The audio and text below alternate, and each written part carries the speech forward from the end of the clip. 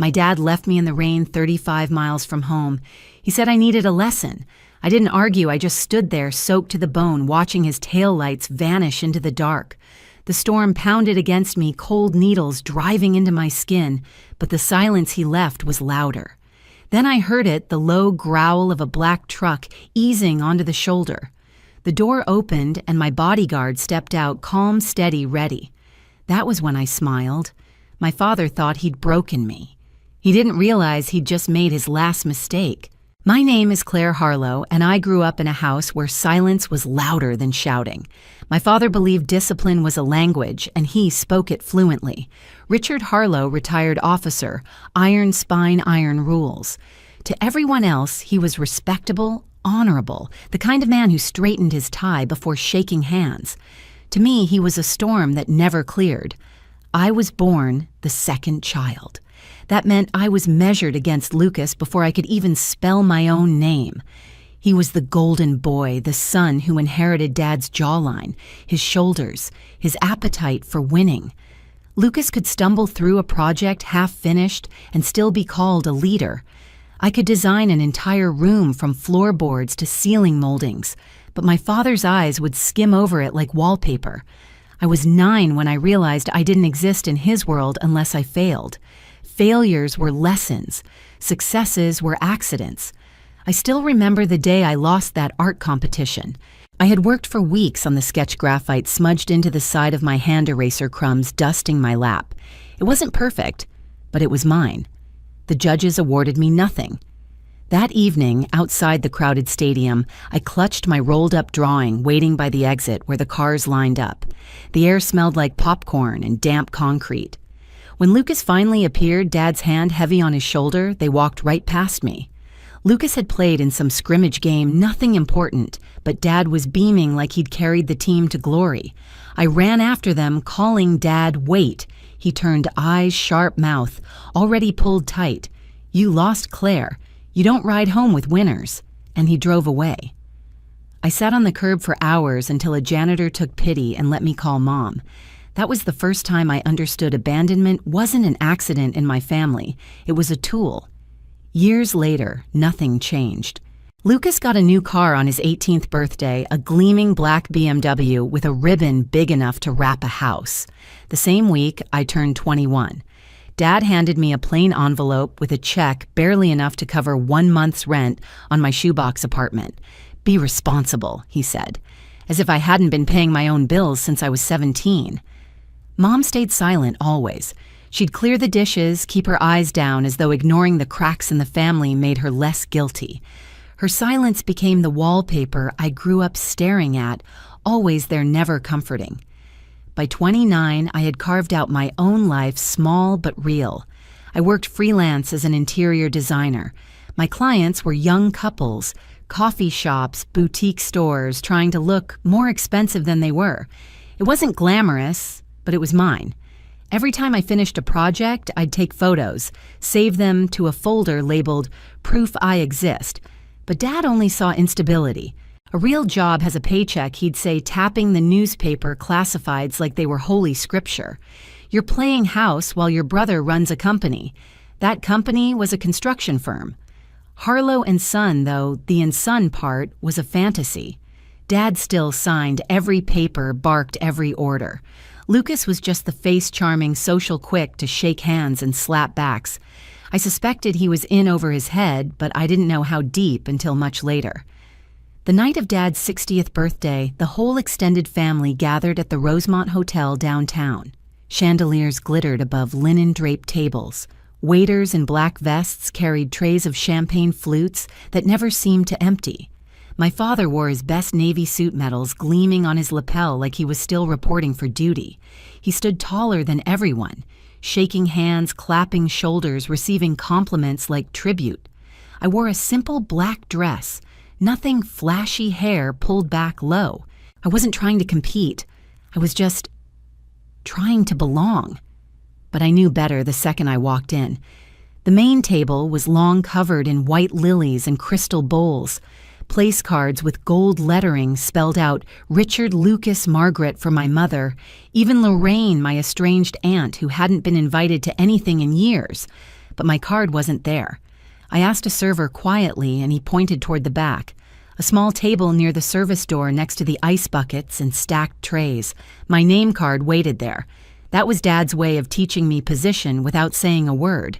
I sat down, spine straight, hands folded.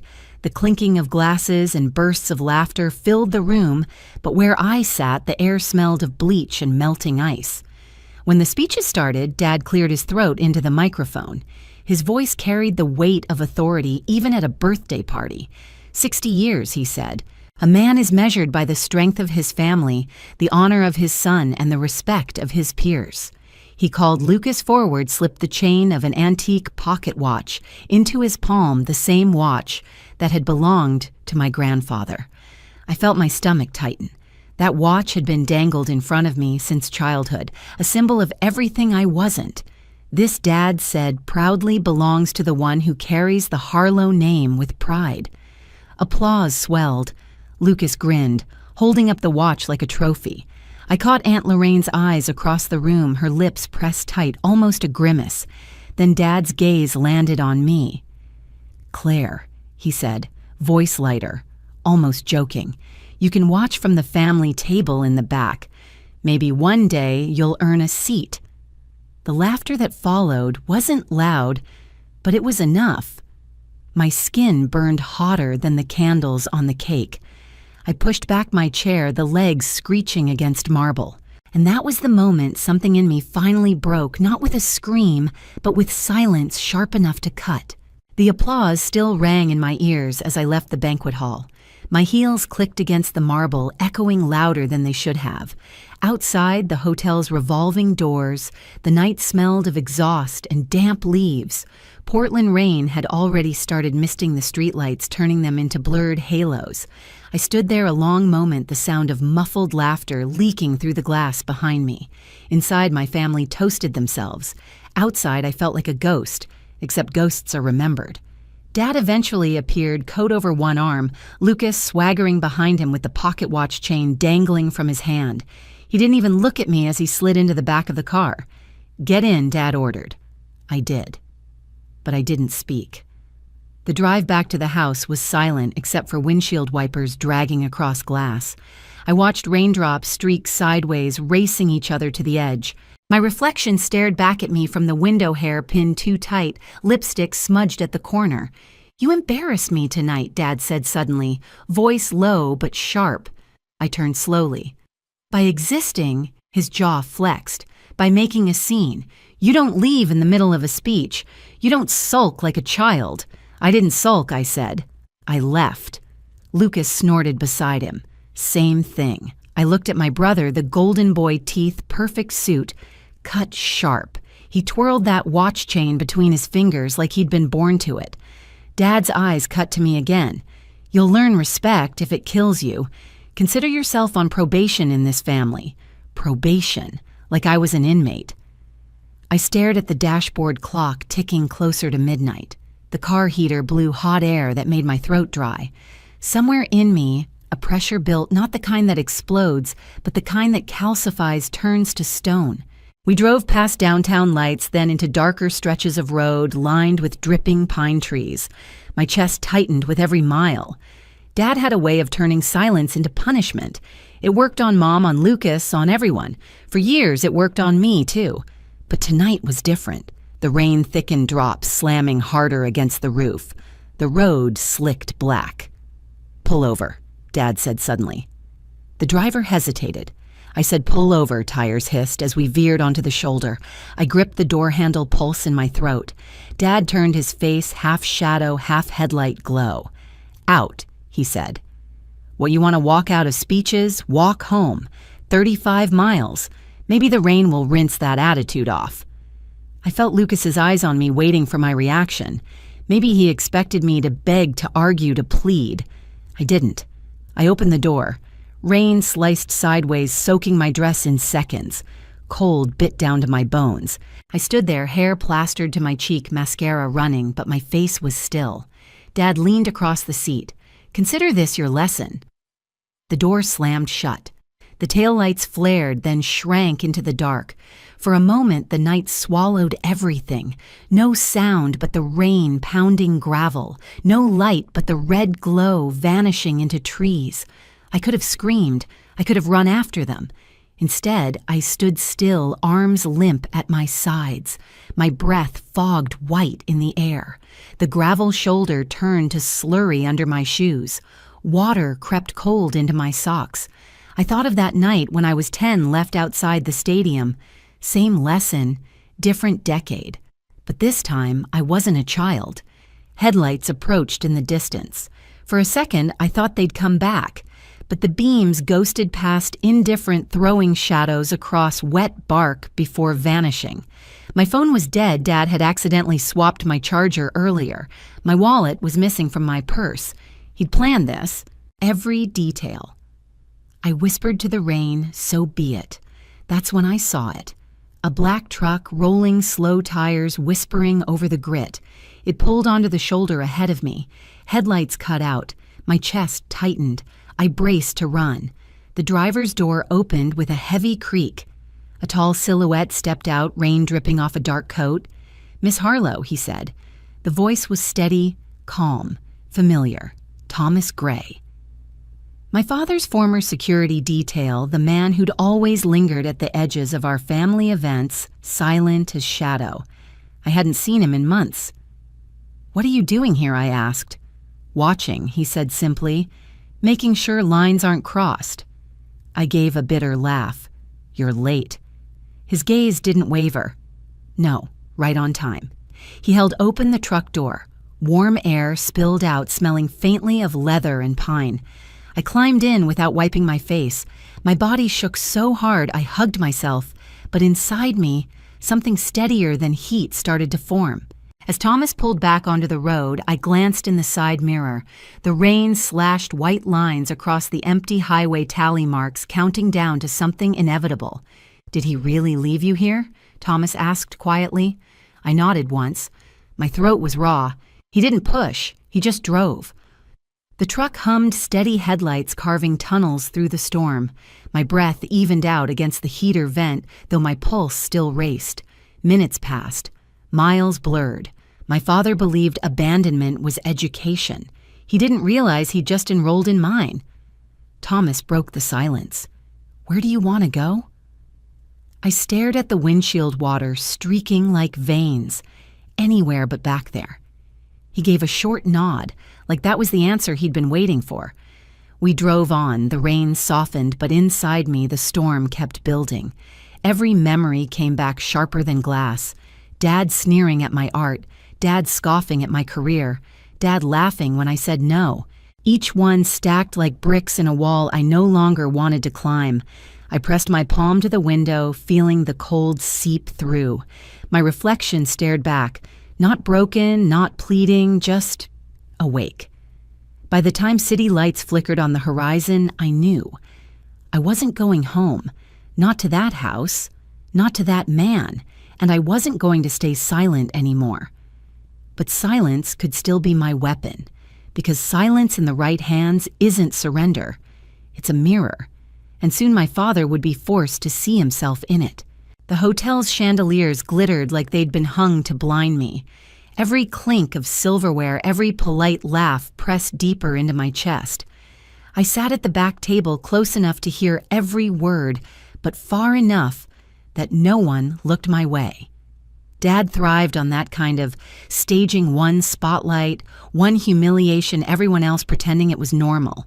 When he held up the pocket watch and handed it to Lucas, my breath snagged. For years, that watch had been more than metal and gears. It was the story of who mattered and who didn't. My grandfather used to polish it every night, whispering that honor was measured in how you carried your name. I was a child the first time I reached for it. Dad slapped my hand away. "Earn it," he said. Now he pressed it into Lucas's palm like it was destiny. Applause scattered through the room. Champagne fizzed in glasses. My Aunt Lorraine shook her head almost imperceptibly, but her silence didn't soften the sting. Then came the joke. "Claire can watch from the back until she earns her place." The laugh that followed wasn't loud, but it cut sharper than any shout. My hands went cold. I pushed my chair back, the sound scraping over marble. Dozens of eyes turned. I stood spine straight and left without a word. In the hallway, the air tasted like copper, my breath sharp and shallow. I kept walking until the night swallowed me outside. When Dad's car pulled up, I already knew the script. I climbed in, stared at my reflection in the glass, and braced for the blow. The drive was silent at first. Raindrops needled the windshield, streaking yellow streetlight into broken patterns. Lucas twirled the watch chain, smirking. Dad finally spoke. "You embarrassed me." I didn't answer. "You think walking away makes you strong? It makes you weak." Still, I said nothing. That was when his mouth twisted into a smile I'd seen before, the one he wore before a punishment. "Pull over," he told the driver. The tires hissed against wet pavement. The car jerked to a stop on the shoulder. "Out," he said. The rain had thickened into sheets. It hammered the roof like fists. "You want to leave the table?" "Leave the car. 35 miles. Walk it." Lucas chuckled low and cruel. "Good luck." I met Dad's eyes. For the first time in years, I didn't look away. "Fine," I whispered. I opened the door. Rain swallowed me whole. Cold pierced through silk, through skin, straight to bone. I stood there as the car pulled away, taillights shrinking until they dissolved into the storm. The highway was empty. Water pooled around my shoes, sucking at the soles. My hair clung heavy against my face. Every breath came out as mist. I thought of being 10 years old, left behind at the stadium, sitting on that curb waiting for someone who never came. Tonight was the same lesson, just a bigger stage. Only this time, I wasn't waiting. Headlights flickered in the distance. My heart leapt, then dropped. The car didn't slow. It sped past spraying grit and water across my legs. Its red glow vanished into the black. I stood there, shaking, but not from fear. Something else, something harder, sharper, rose inside me. Then I heard it, a different engine, lower, steady. A black truck eased onto the shoulder ahead. It idled for a beat, then the headlights cut out. The driver's door opened. A tall figure stepped into the raincoat, unbothered posture calm. "Miss Harlow Thomas Gray said." My breath hitched.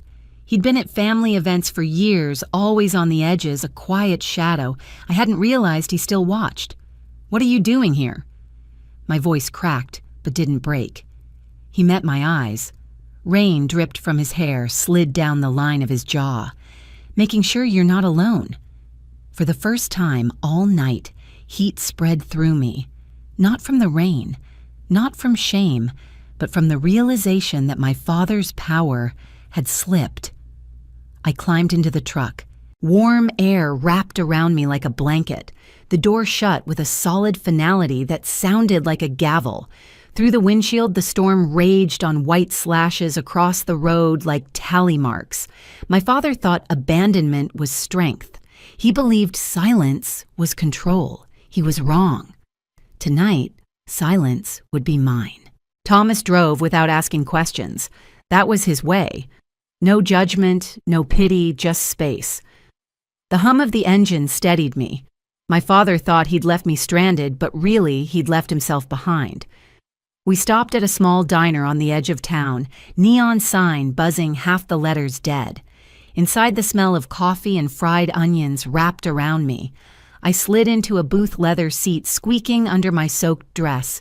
Thomas sat across from me, posture, precise hands folded. "Food first," he said. The waitress poured steaming coffee. I wrapped my fingers around the mug, heat seeping into bones gone brittle from the rain. I stared at the dark liquid before whispering, "He'll twist this. By morning he'll tell everyone I stormed off that I disrespected him." Thomas's gaze held steady. "Doesn't matter what he says. What matters is what you do next." That sentence clamped onto me like an anchor. For years, my father's version of reality had drowned mine. He told stories so loud no one remembered my voice. But now I had the truth and the silence to sharpen it. The next day, I moved into a small apartment Thomas had found. 1 bedroom, peeling paint, humming fridge. To me, it was a palace. For the first time, a lock clicked from the inside, not the outside. By the second day, the calls started. Unknown numbers lighting the screen. Voicemails full of his voice, first commands, then threats, then pleas. Come home. Don't embarrass me. You'll regret this. I didn't answer. Silence was my weapon now. Every missed call, every unanswered text was a blade he couldn't see but felt deeply. Instead, I began talking quietly to the people who mattered to him. Old family friends, colleagues at the Veterans Club, even Aunt Lorraine, who hadn't set foot in our house in a decade because she couldn't stomach the tension. I told them exactly what happened, how he'd left me 35 miles from home in the pouring rain, with no phone, no wallet, no way back. Their silences told me everything. Respect doesn't survive truth. It rots under it. And then came Lucas. It started with whispers. A supplier at the construction company complaining about unpaid invoices. A subcontractor saying checks bounced. I asked questions careful and quiet, and what I found made my chest tighten with something close to satisfaction. Lucas wasn't the golden boy anymore. He was drowning in debt, keeping the company afloat by leaning on Dad's name, Dad's reputation. Without that shield, he was finished. I sat in my new kitchen papers spread across the counter, coffee gone cold beside me. Numbers, contracts, overdue notices, each one another crack in the armor my father had built around his son. Thomas leaned against the window, arms crossed. You could bury them with this. I shook my head. No, I won't bury them. I'll let them bury themselves. All I have to do is hand them the mirror. So I did. I slipped documents into the right hand's board members, creditors, people who once toasted Lucas like he was the second coming of Richard Harlow. I didn't embellish. I didn't lie. I just handed over the truth. And I waited. The unraveling was almost quiet at first. A meeting canceled, a contract postponed, Lucas's smile looking tighter at the country club, then louder creditors calling clients, pulling out whispers in hallways about fraud and mismanagement. Dad's messages grew frantic, from commands to bargaining, from "you've disgraced me" to "we can fix this together." Each voicemail dripped with arrogance, crumbling into fear. I replayed one late at night, standing in my tiny apartment, rain tapping the window like fingers. His voice cracked at the edges. People are talking. Come home before they ruin us. I laughed, a low, bitter sound that surprised even me. They weren't ruining him. He'd done that himself. All I did was stop covering it up. By the end of the second week, Aunt Lorraine called me. Her voice was sharp, but for the first time, it wasn't angry at me. They're saying Richard abandoned you. That true, yes. I said simply. A long pause. Then I believe you. Those 3 words hit harder than all his punishments combined. I knew then it was working. The silence I kept with him, the truths I shared with others, it was cutting him down piece by piece. One night, Thomas watched me pace the apartment phone, buzzing with another voicemail. He finally said, "He's unraveling." "Good," I whispered. "Let him feel what silence tastes like." I pictured Dad in that big house pacing the hardwood floors, voice echoing off walls that once bowed to him. For the first time, he wasn't in control. For the first time, no one was listening. I didn't slam doors. I didn't scream. I didn't return home in tears like he expected. Instead, I waited, because the cruelest revenge isn't fire, it's emptiness, and he was choking on it. 2 weeks later, I stood outside the house I once called home. The paint looked duller, the windows darker, as if the walls themselves had inhaled the chaos and were slowly suffocating. Thomas idled the truck at the curb, hands steady on the wheel. "You sure you want to do this?"